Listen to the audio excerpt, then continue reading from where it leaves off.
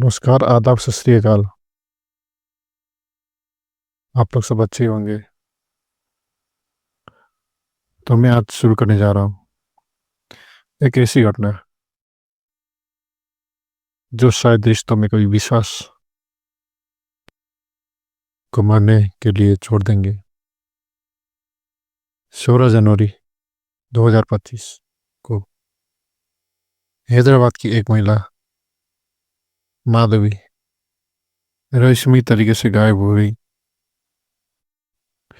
उनकी मां सुम्मा और परिवार ने कई बार संपर्क करने की कोशिश की, लेकिन कोई जवाब नहीं मिला। पहले उन्होंने इसे नेटवर्क की समस्या या त्योहार की व्यस्तता समझा, लेकिन जब माधवी का फोन लगातार स्विच ऑफ मिला तो चिंता बढ़ गई। कुछ दिनों बाद उनकी मां ने दामाद गुरुमूर्ति से सीधे बात करने का फैसला किया। गुरुमूर्ति ने बताया कि माधवी उनसे झगड़कर घर छोड़कर चली गई है। उनका कहना था कि उन्होंने माधवी को पोंगल के त्योहार पर मायके जाने से रोका था, जिससे वो नाराज होकर चली गई। हालांकि परिवार गुरुमूर्ति के बातों से संतुष्ट नहीं हुए और 18 जनवरी को पुलिस में शिकायत दर्ज करा दी। जो जांच उसके बाद शुरू हुई, उसने पूरे क्षेत्र को जर्जर को रख दिया। गुरुमूर्ति को साधारण व्यक्ति समझने के लिए उचित नहीं था, क्योंकि वो भारतीय सेना में 70 वर्ष तक सेवारत रहा, एक सेवानिवृत्त नायब सूबेदार था और डीआरडीओ में काम कर रहा था। उसकी अनुशासन और प्रतिष्ठा के कारण पुलिस ने शुरू में उसे संदिग्ध मानने से इनकार कर दिया, लेकिन जैसे जैसे समय बीतता गया और माधवी का कोई सुराग नहीं मिला, गुरुमूर्ति का व्यवहार और बयानों में अंतर ने पुलिस को सतर्क कर दिया।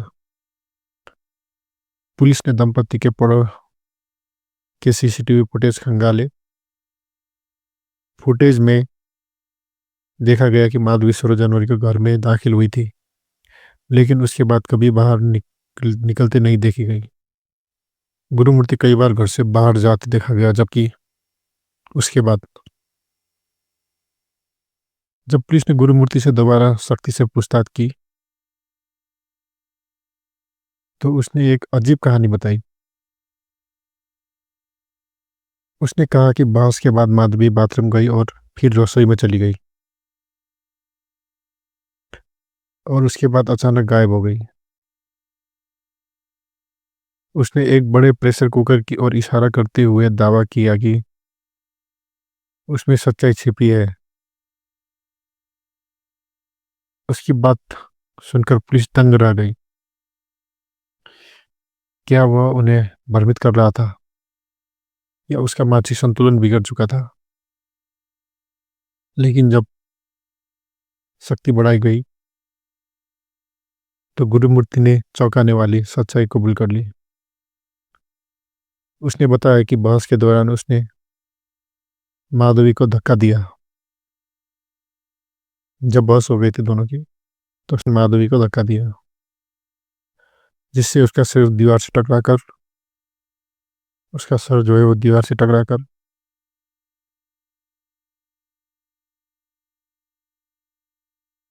थोड़ा जख्मी हो गया। उसे लगा कि माधवी बेहोश सी का नाटक कर रही है, लेकिन कुछ घंटों बाद जब उसने उधर जाकर चेक किया तो उसने पाया कि वह मर चुकी थी। उसके बाद गुरुमूर्ति ने सबसे छुटकारा पाने का उपाय सोचने लगा। छुटकारा पाने की खौफनाक योजना बनाई। अगले 72 घंटों में उसने माधवी के शरीर के कई टुकड़े किए, उसे उसने उस माधवी के शव के टुकड़े करने के बाद उसको प्रेशर कुकर में भर के उसको उबाल के छोटे छोटे हिस्सों में ले जाके पास के ही झील में फेंक दिया। इस दौरान उसने घर को पूरी तरह साफ कर दिया ताकि किसी को मालूम ना हो, किसी को पता भी न चले। सबूत मिटाने का उसका ये तरकीब था। गुरुमूर्ति का स्वीकार करने के बाद भी पुलिस के सामने चुनौती बाकी थी, क्योंकि फॉरेंसिक टीम और डॉग स्क्वाड की मदद से घर और जेल की गहन जांच की गई, लेकिन उतने जांच करने के बाद भी गुरुमूर्ति द्वारा सबूत मिटाने की चतुराई ने जांच को बेहद मुश्किल बना दिया। जेल विशाल थी, इतना विशाल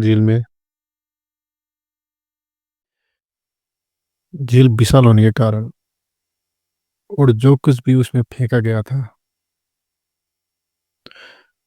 शायद वो उसके मांस के टुकड़े जो थे वो उस मछलियाँ खा गई या कोई जल वस्तुएं खा गई, और यहाँ तो मछलियाँ द्वारा खाया जा चुका था। ऐसे उसके सारे सबूत पूरी तरह खत्म हो चुके थे। अब ठोस सबूतों की कमी ने पुलिस को मुश्किल में डाल दिया। गुरुमूर्ति का कबूलनामा ही एकमात्र पुलिस का प्रमाण रह गया अब। लेकिन अदालत ने इस अपर्याप्त माना जा सकता था। एक डरावनी संभावना यह भी थी कि क्या गुरुमूर्ति ने यह कहानी गढ़ी थी ताकि पुलिस को गुमराह किया जा सके, या फिर माधवी सच में कहीं छुपी हुई थी। जैसे जैसे दिन बीतते गए यह मामला पूरे देश का ध्यान खींचने लगा। यह सिर्फ अपराध की विभत्स प्रकृति नहीं थी, बल्कि एक ऐसे व्यक्ति का मनोविज्ञान था जिसने वर्षों तक देश की सेवा की थी।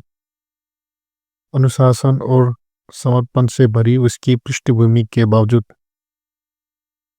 वह ऐसी घिनौनी हरकत कैसे कर सकता था?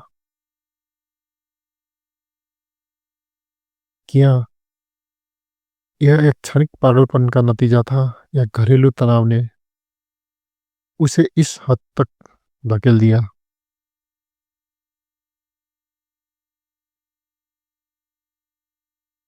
ये सब देखने के बाद यही याद दिलाती है कि बंद दरवाजे के पीछे कितना भी अंधकार छिपा हो सकता है। जांच अभी जारी है, लेकिन सबसे बड़ा सवाल यह है, क्या सच्चाई कभी सामने आएगी? तो देखते हैं दोस्तों आगे क्या होता है। इस अपडेट को हम निरंतर फॉलो करेंगे और आप लोग को भी बताएंगे, तो हमारे साथ बने रहिएगा। नमस्कार, धन्यवाद।